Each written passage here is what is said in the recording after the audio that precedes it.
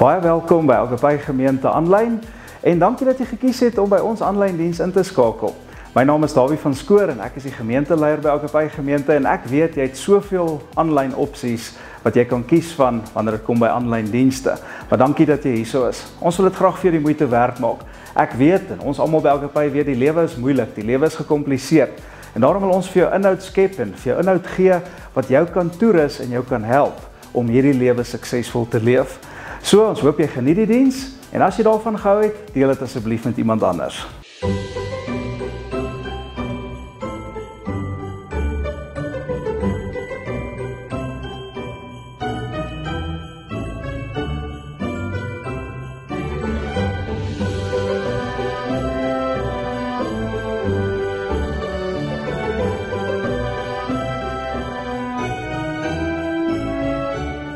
There you have it. Thanks for watching my Christmas cookie tutorial. For more easy cookie decorating, please subscribe to my channel.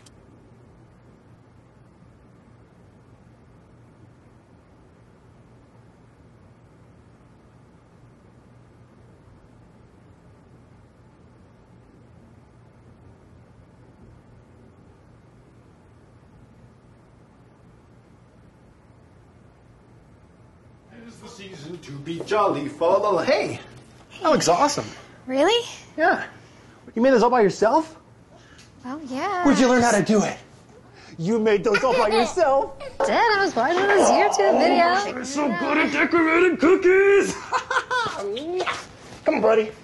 Hey, we should go carry them.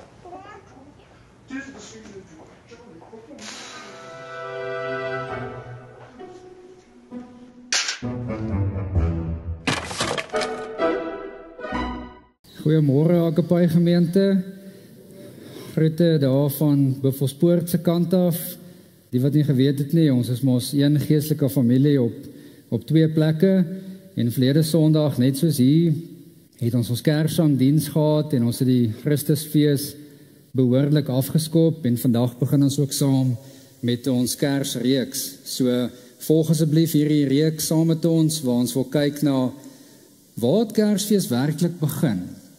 En is Kersfees regtig nodig? En wie het dit nodig? So baie dankie vir elkeen wat in persoon hierso is en vir elkeen wat aanlyn ingeskakel is. So as jy Desember maar die tuinroete by die huis doen, skakel asseblief by ons in elke Sondag en as jy miskien weggaan, is jy baie welkom om aanlyn saam met ons hierdie reeks te volg oor waar het Kersfees werklik begin? Is Kersfees nodig? En wie het dit werklik nodig? Nou, een van die groot uitdagings van hierdie Kersseisoen is eintlik hierdie Kersverhaal, wat ek en jy so goed ken, die geboorte van Jesus Christus. En die rede daarvoor is omdat daar soveel wonderbaarlike elemente in hierdie verhaal is. Soveel dinge wat buitengewoon klink. En vir baie mense voel dit ongeloofwaardig. Daar's baie mense wat nie in dit glo nie. En ons kan dit gedeeltelik verstaan. Sommige mense dink dalk die eerste Christene moes hierdie mite geskep het oor die geboorte van Jesus. En hulle het gedink ons sal later van tyd sal ons hom 'n bietjie meer geloofwaardig maak. En baie mense glo dit eenvoudig nie. Baie mense dink dit is seker waar die Kersverhaal dan as sy oorsprong vandaan kry. Wat het verder interessant maak wat die Bybel aanbetref, is dat daar 4 mense is wat vir ons direk vertel van Jesus se lewe. 2 van hulle gee vir ons 'n weergawe van die geboorte, Matteus en Lukas, en 2 van hulle vertel vir ons absoluut niks van Jesus se geboorte nie, en dit is Johannes en Markus. Maar voor ons begin wil ek net een ding sê, en ons het dit al voorheen vir mekaar gesê, as iemand sy eie dood kan voorspel, en sy eie opstanding kan voorspel, en dit laat gebeur, dan gaan ek myself nie te veel bekommer oor watter manier het hy in hierdie wêreld ingekom nie. Want die opstanding van Jesus is so buitengewoon, dit is so sentraal, dat dit alles anders oorskadu. Christendom staan of val nie by die besonderhede van Jesus se geboorte nie, maar by die opstanding van Jesus. En tog, al klink hierdie geboorteverhaal van Jesus vir ons ongelooflik, ons ken hierdie verhaal baie goed, word dit nog meer ongelooflik en merkwaardig as jy so 'n bietjie die agtergrond en die volle storie hoor. Want die Kersverhaal begin nie by 'n jong paartjie wat probeer uitwerk hoe het ons swanger geword nie. Dit begin by 'n paartjie wat heeltemal moed opgegee het, wat heeltemal die idee laat gaan het, wat heeltemal hoop verloor het en wat vas oortuig was dat hulle nooit sal swanger raak nie. Die agtergrond van Kersfees wat ons 'n bietjie met jou wil deel vanoggend is wat hierdie verhaal wat ons so goed ken so merkwaardig maak. Hierdie verhaal begin nie by die aankondiging van die engel nie. Dit begin nie by Matteus en Lukas se weergawe daarvan nie. Dit begin lank voor dit. Dit begin by 'n belofte wat God gemaak het in Genesis. 'n Belofte wat vir die persoon wat dit ontvang het onlogies moes geklink het.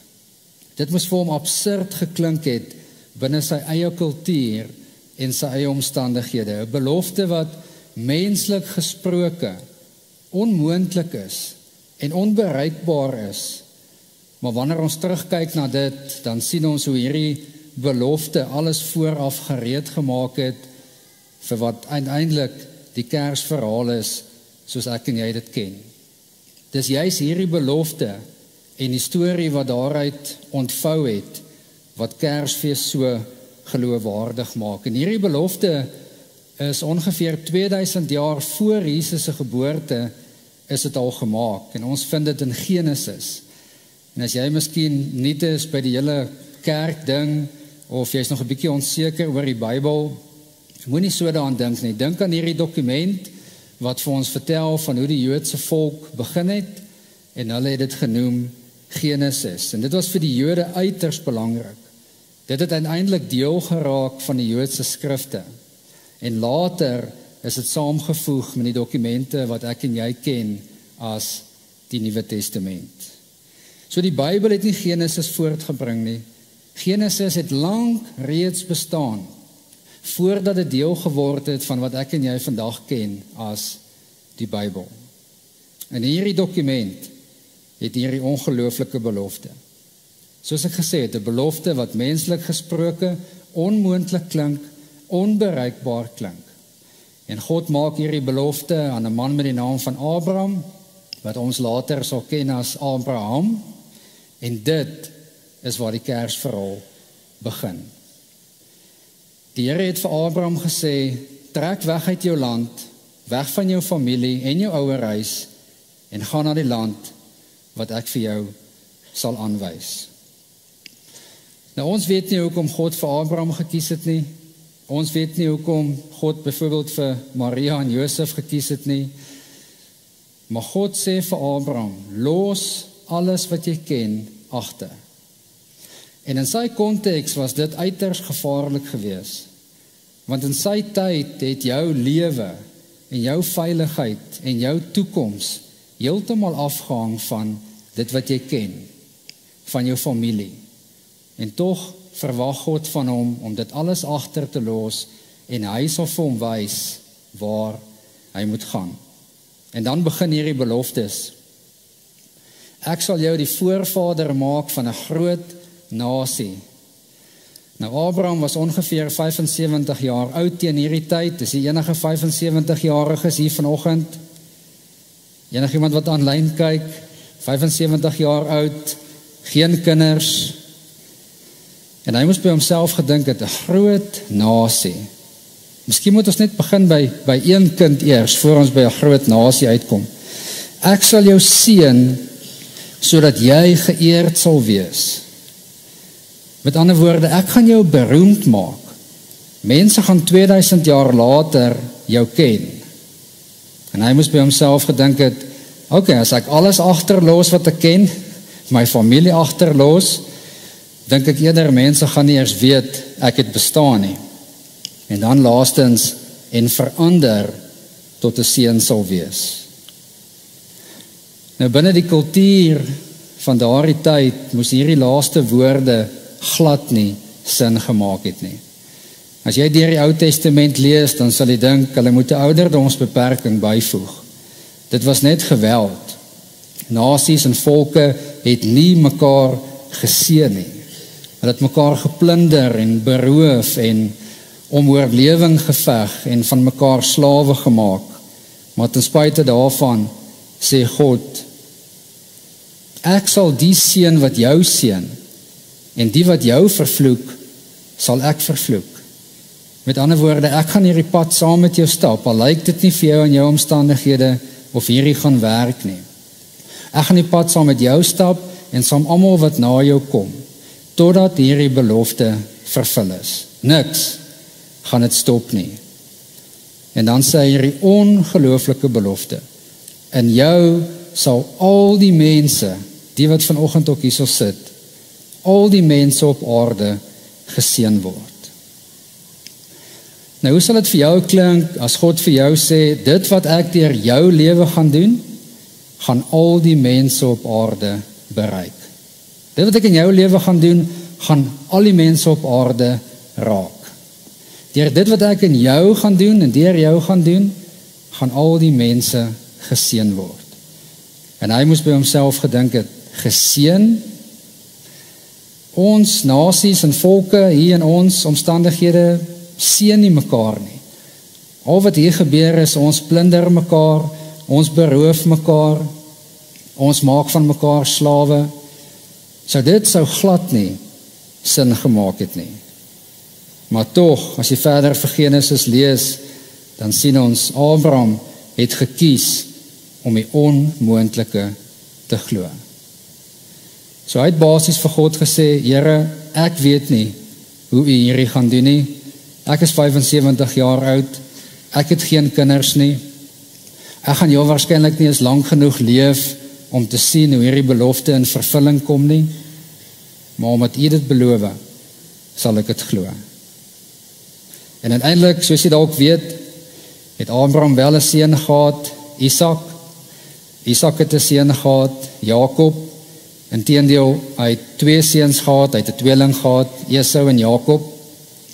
En ek weet nie hoe geboortes 4000 jaar terug gewerk het nie, maar Esau het die stryd gewen om eerste gebore te word, en omdat hy die eersteling was, in daardie tyd het jy die reg gekry op die pa se erfdeel, en toe hulle ouer raak, toe vind Jakob daarvan uit, en Jakob bedrieg vir Esau, en hy neem hierdie familie voorspoed, neem hy van hom al weg, en daarom kom Jakob se naam dan nou op die lys, en nie Esau sinne nie. So hierdie familie was vol drama, jy moet dit tog gaan lees. Jy sal baie beter voel oor jou eie familie, as jy 'n bietjie gaan lees oor hulle familie. Net om so enetjie te los, wat ek daar buite wil gooi, weet nie of het al met jou gebeur het nie, maar toe Abraham in Egipte aankom, toe vertel hy vir die mense daar, Sarah is nie my vrou nie. Al gebeur hierso, Sarah is my suster. Ek gaan dit net daar los. Maar hierdie familie was vol drama. En Jakob het uiteindelik 12 seuns gehad, en een van sy seuns was Josef, en net om hierdie familiedrama so 'n bietjie verder uit te brei, het 10 van sy broers glad nie van hom gehou nie, en soos jy miskien die storie ken, het hulle hom op 'n stadium in 'n put gegooi, en daar moes hulle besluit, wat gaan ons met hom maak? Gaan ons hom doodmaak? Gaan ons hom verkoop? En uiteindelik het hulle besluit gemaak, baie winsgewende keuse, om hom dan nou eerder te verkoop, as wat hulle hom sou doodmaak. So as jou kinders miskien te veel beklei onder mekaar, en jy moet 'n keuse maak, gaan ons doodmaak, gaan ons verkoop? In elk geval, Josef word nou verkoop, en so beland hy in Egipte, en as jy die verhaal verder lees, dan trek die hele familie, Abraham, Isak, Jakob se nageslag, hulle trek almal uiteindelik Egipte toe, en daar gebeur wat God beloof het. Daar word hulle uiteindelik 'n nasie. Maar, hulle word 'n nasie van slawe. En vir 400 jaar leef hulle so, en hulle voel nie vir een oomblik, ons is geseënd nie. Hulle voel nie vir een oomblik, ons is in die posisie om 'n seën vir ander te wees nie. Want hulle het hierdie belofte geken, hulle weet, God het 'n belofte aan Abraham gemaak, dat ons 'n nasie sal word, en nou dat ons 'n nasie is, nou is ons 'n nasie van slawe. En hulle moes gevoel het, God het heel waarskynlik daai deel uitgelaat. Maar God het beloof dat hy al die mense gaan seën deur Abraham en deur ons wat sy nageslag is, maar daai deel van die belofte lyk vir ons nou in hierdie omstandighede heeltemal onmoontlik. So na honderde jare van slawerny, toe hulle uiteindelik by 'n plek moes gekom het van, ek is seker God se belofte het nou al verval, dan stuur God vir hulle 'n verlosser met die naam Moses. En as jy die verhaal ken, sal jy weet toe Moses met Egipte klaar is, toe het hulle nog minder gevoel asof hulle 'n seën vir Egipte was, vir die mense. En selfs hulle wat toe getrek het na die beloofde land toe, het ook nie gevoel, hulle is regtig geseënd nie. En toe kom hulle in die beloofde land aan, en die mense wat reeds daar gewoon het, het ook nie gevoel, hulle is 'n seën vir hulle nie, want dit was 'n stryd om oorlewing. Dit was geweld gewees. En hulle moes gedink het, hoe op aarde kan hierdie deel wees van God se storie? Die wat jou seën, sal ek seën, die wat jou vervloek, sal ek vervloek, gaan saam met jou die pad stap. Miskien hoor jy dit en dink by jouself ook daaraan, nou wat ek daaraan dink, hoe was hierdie deel van God se storie? En dan wil ek jou net herinner dat ons, wat hierso sit vandag, aan die ander kant van Kersfees is, as wat hulle was. Aan hulle kant van Kersfees was dit heeltemal normaal gewees. En God gebruik hulle kant van Kersfees om aan ons kant van Kersfees te kom. En ons sien vandag die wêreld heeltemal anders as wat hulle gedoen het. Maar dit alles was deel van die reis gewees. Dit alles was deel van hoe God hierdie Kersverhaal deur eeue heen ontvou het, om uiteindelik hierdie belofte aan Abraham te vervul. Ongeveer 1000 jaar verloop, nadat God hierdie belofte aan Abraham gemaak het, en so gaan hulle van familie, uiteindelik na 'n nasie toe, maar ook uiteindelik na 'n koninkryk toe. En ons ken hierdie koninkryk as die koninkryk van Israel. En koning Dawid was in beheer, en onder hom het hy vrede bewerkstellig met al die omliggende volke. En vir die eerste keer het dit vir hulle gelyk asof hulle dalk nou 'n seun vir ander kan wees. En so neem Dawid se seun uiteindelik by hom oor, Salomo. Salomo was bekend vir sy wysheid, hy was bekend vir sy indrukwekkende bouwerke. En sy rykdom en invloed het gemaak dat mense reg oor die wêreld na hom toe getrek was. En mense reg oor die wêreld het gekom om na sy wyshede te luister en om sy indrukwekkende bouwerke te sien. En vir die eerste keer het hulle gevoel, dis moontlik nou dat ons dalk 'n seën kan wees vir die wêreld. En dan gaan hierdie familiedrama voort. Salomo besluit om met die dogters te trou van die omliggende volke, en die ergste van alles, hy besluit om hulle gode ook te aanbid. En dit nadat God baie duidelik vir hom gesê het, as jy my verlaat, en as jy ander gode gaan dien, dan sal ek die koninkryk verdeel. En so na Salomo se dood, word hierdie koninkryk verdeel. Hy word verdeel in die noordelike koninkryk, Israel, word verdeel in die suidelike koninkryk, Juda, en die kans om 'n seën vir die wêreld te wees, is heeltemal verwoes. Vir die volgende 300 jaar was daar absoluut chaos.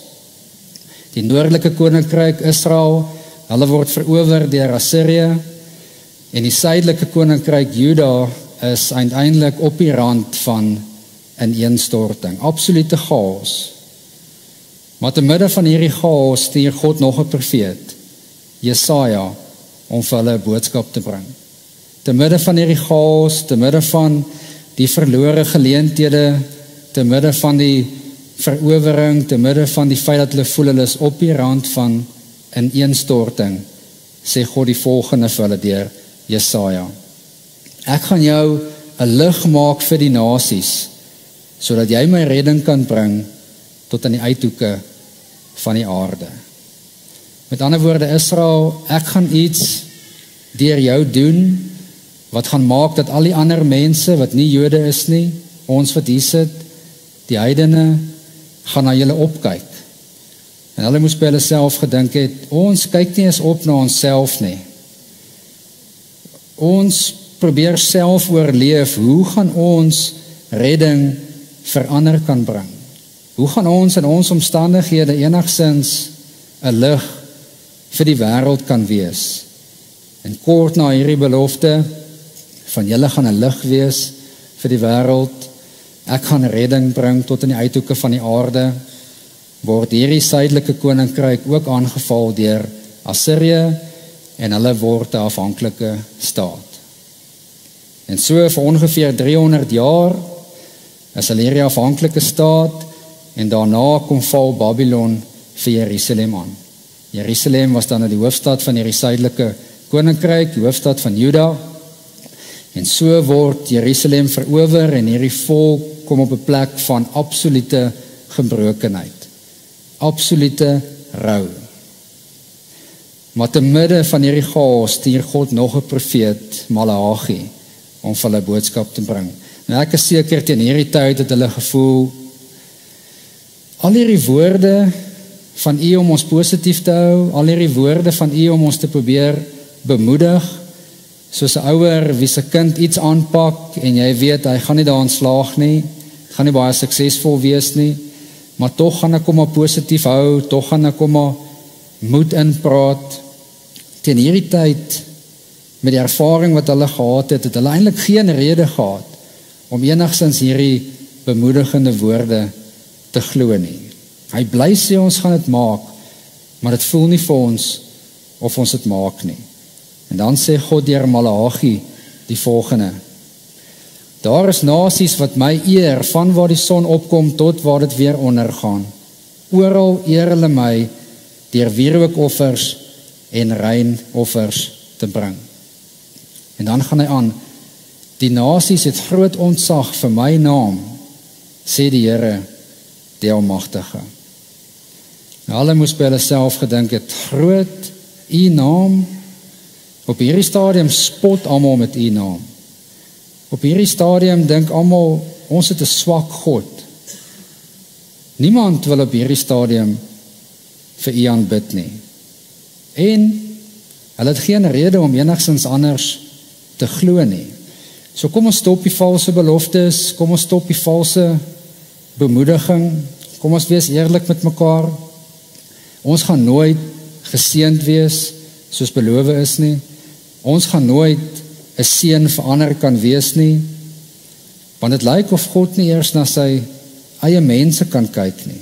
Ons word net verower, eers Assirië, toe Babylon, toe Persië, as jy verder aanlees, toe die Grieke, en uiteindelik 63 jaar voor Christus, ook deur Rome.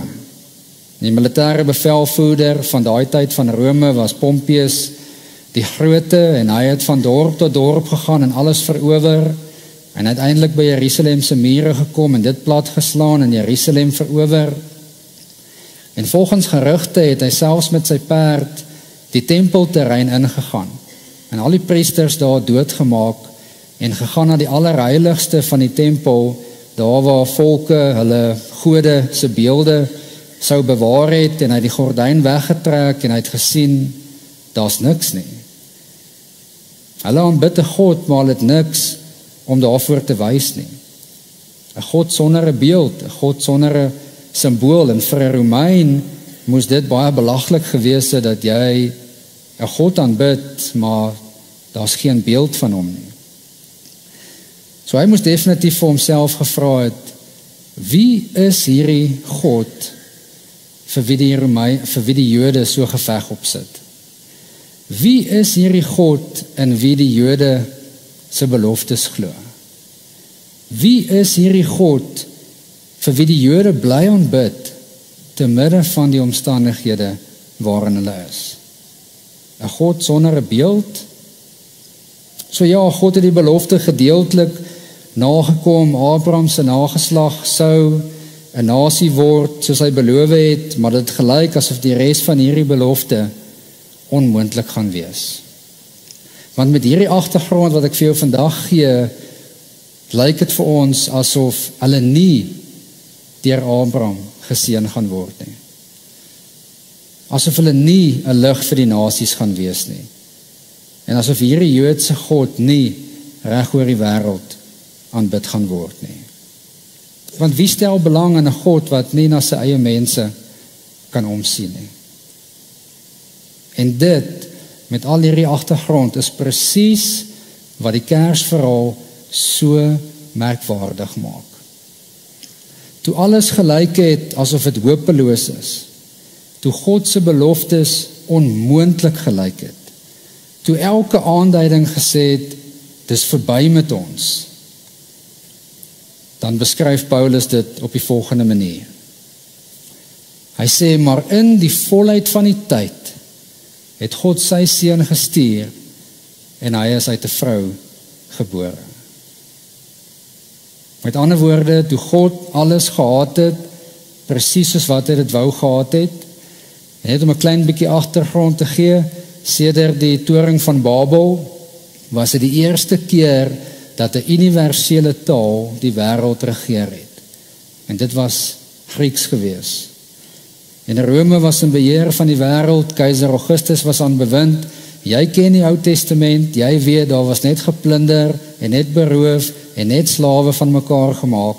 En keiser Augustus het dit reg gekry om vrede te bewerkstellig. Vir 200 jaar lank was daar vrede gewees, en in hierdie 200 jaar kon die Romeine 400.000 kilometer se paaie bou. En op daai paaie sou Paulus vorentoe die woord versprei. Maar so, toe die wêreld perfek voorbereid was, daar was vrede, daar was dieselfde taal, daar was paaie om by mekaar uit te kom, alles soos God dit wou hê. Toe almal hoop verloor het, toe almal opgegee het aan 'n belofte wat onmoontlik en onbereikbaar klink, toe almal dit die minste verwag het, stuur God 'n engel om aan 'n jong meisie in Nasaret te verskyn en die volgende te sê. Toe Elisabeth 6 maande swanger was, het God die engel Gabriel na Nasaret, 'n dorp in Galilea, gestuur, na 'n jong meisie met die naam Maria. Sy was verloof aan 'n man met die naam Josef, 'n afstammeling van koning Dawid. Gabriel het aan haar verskyn en gesê, ek groet jou, geseënde vrou, die Here is met jou. En teen hierdie tyd het niemand gevoel, die Here is met ons nie.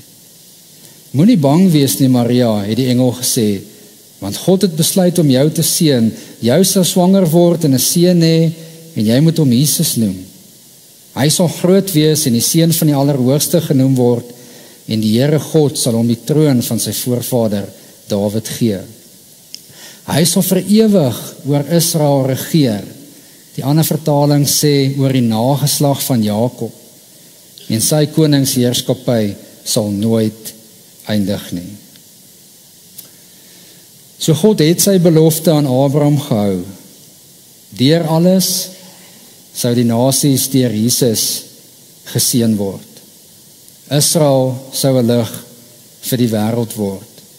En deur Jesus sou hierdie God van Abraham, Isak en Jakob reg oor die wêreld aanbid word. So die Kersverhaal het al 2000 jaar voor die geboorte van Jesus het dit al begin. En dit gaan vandag nog aan. So is Kersfees regtig nodig? Wie het dit nodig? God het besluit, die wêreld het Kersfees nodig. Kersfees herinner ons dat God aktief is, al lyk dit soms asof hy onaktief is. Kersfees herinner ons dat God aan die werk is, al voel dit soms of al lyk dit soms of hy nie aan die werk is nie.